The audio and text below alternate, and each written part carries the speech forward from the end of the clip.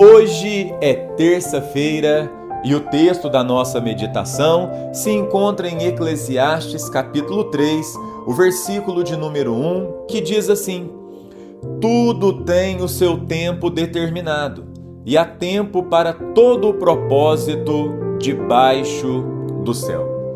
O tema que estamos aprendendo é há tempo para tudo. Salomão está nos mostrando que tudo na nossa existência tem um tempo determinado pelo nosso Deus.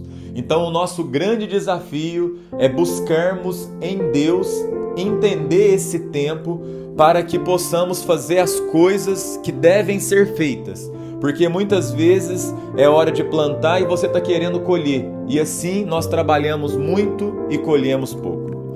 Ontem nós estamos olhando um pouco para a história de José. Ontem falamos que José estava ali sendo perseguido pelos seus irmãos. E esta perseguição se tornou tão grande que os irmãos então pegaram José e jogaram ele dentro de uma cisterna.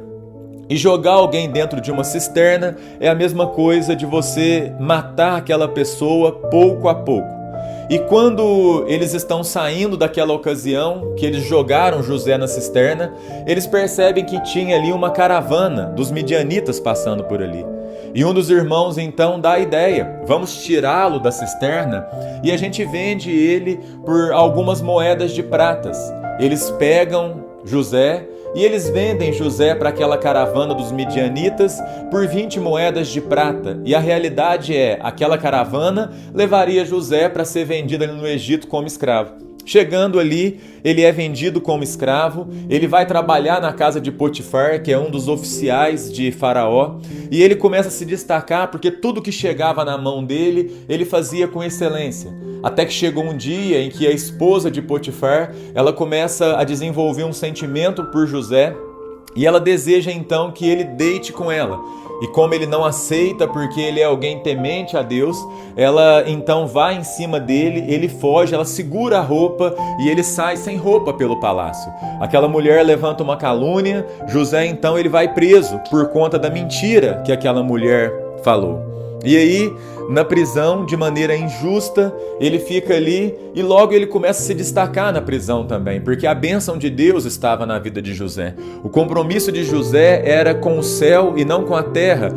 Mais valia para José agradar a Deus do que agradar aos homens. E acontece que José ali preso, quando vê dois homens também que foram presos, o copeiro-chefe e o padeiro-chefe, tiveram sonhos. E aí eles contaram os sonhos e José então interpretou os sonhos daqueles homens, falando que para um o cargo seria restituído para o copeiro-chefe e o padeiro ele teria a sua vida ceifada depois de 3 dias. E quando o tempo passou, isso aconteceu da maneira que José falou. E naquele momento, parece que José, ele sentiu que era o momento dele sair da cadeia. Ele pede para o copeiro: quando você chegar perto de Faraó, fala para ele que tem alguém aqui que está preso e que é inocente. E José então, ele achou que aquele era o momento, que aquela era a hora dele sair. Só que o copeiro, é lógico, esqueceu de conversar com o Faraó. E aqui a gente começa a ver que na cabeça de José, esse era o tempo certo dele ser solto.